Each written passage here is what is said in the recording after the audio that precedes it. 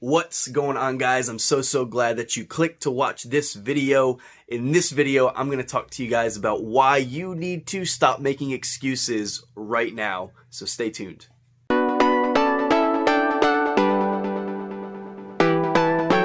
Before I get into excuses, let me just remind you, click on that subscribe button if you haven't done so already, and tap the little bell icon so that you always get notified as soon as new episodes become available. And listen, if you would leave me a comment in the comment section, let me know what you got out of this, or if you didn't get anything out of it. I don't even care if the comments are negative or positive. I just want some engagement. Engagement is what's going to help me make these videos better, and engagement is going to help us reach more people, make sure that more people can get these videos in front of them so that we can help as many people as possible change the way that they think, elevate their perspective.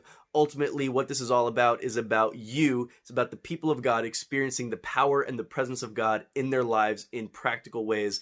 So that's why we're here. Thank you so much for being a part of this channel. Thank you for watching this video. Excuses. Everybody's got excuses. We've all got excuses. We've all got plenty of reasons not to do things. And I made this video just to share a little bit from my heart, because this is what's really just on my mind right now.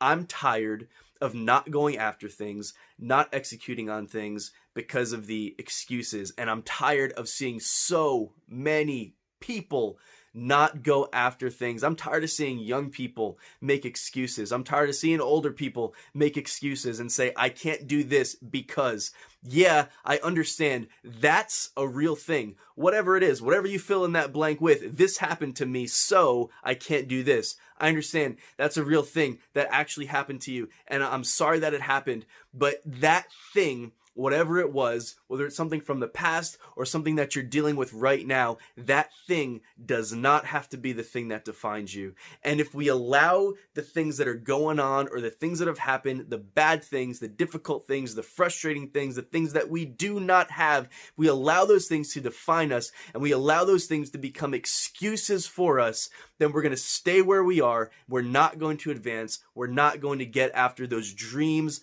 those visions, those desires that are on the inside of us. And ultimately what we do is we say, this is my destiny, but I can't go after it because of whatever reason. Listen, your destiny is in your hands. God gave it to you. God said it. He set his plans for you. He said in Jeremiah 29:11, I know the thoughts that I think towards you. I have thoughts. I have a great hope, a great future for you. It's there. He has it set.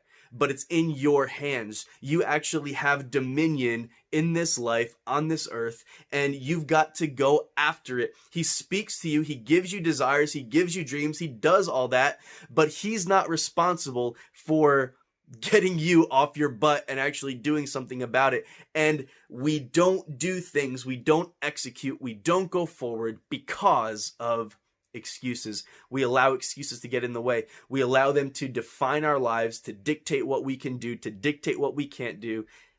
We define ourselves based on what we have, based on what's happened to us, or based on what we don't have. And whenever you make decisions based on lack, you end up in the wrong place. Whenever you make decisions based on lack, based on what you don't have, based on what's not working, or based on what hasn't worked in the past, or based on what so-and-so tried and didn't work and what so-and-so told you, we got to silence those voices. We got to cut that out, because every single time we do that, we limit what we're able to accomplish. And we stay where we are, and we live with, it's actually like a victim mentality. It's a victim mindset when you are not a victim. Now, let me just say, because I don't want anybody to misunderstand me, I'm not saying that those things are not real. Whatever has been a hindrance to you, whatever has been adversity, whatever has been an obstacle to you, I'm not saying that those things are not real. And I know that there are plenty of people watching this video that have had it worse than me. All right, a worse upbringing than me, worse circumstances than me. I get it. All right, so I'm not discrediting, I'm not discounting any of that. I'm not saying that it's not real. All I'm saying is it does not have to define you, and it does not have to stop you. Your greatest adversity can become your greatest advantage if you will simply shift your mindset and recognize that, look, we need to stop saying things like, I can't do this because, and maybe flip the script a little bit and say, you know what, I have to do this because. This happened to me, but that doesn't mean that I'm a victim. This is going on in my life, but it doesn't mean that I can't have this, because ultimately, if God showed it to you, if God said it, if he promised you something, if he put that desire in your heart, if you've got something burning on the inside of you that you desire, that you can't get it out of you, that you've got to do it, you've got to get it done, you have to start taking steps toward it and execute.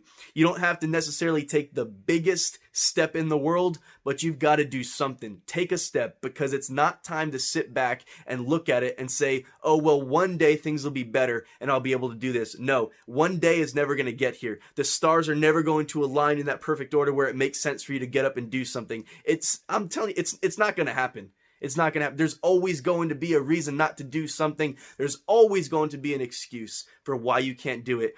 Excuses are real, but they are not a reason for you to stay where you are and to not do something. Don't define yourself by your excuses. Recognize that you are who you are because of because you are who God says that you are. You are not who you are based on what they've done to you, based on what's happened, based on your lack, what you don't have, based on what you've been through, what's happened to you, anything like that. Those things do not define you. Don't allow them to define you. Don't allow your past failures to define you. Maybe you tried it before. Maybe you put yourself out there. Maybe you tried something and you felt like you got your legs cut out from under you. Listen, I understand that. I have definitely been there more times than I'd like to mention.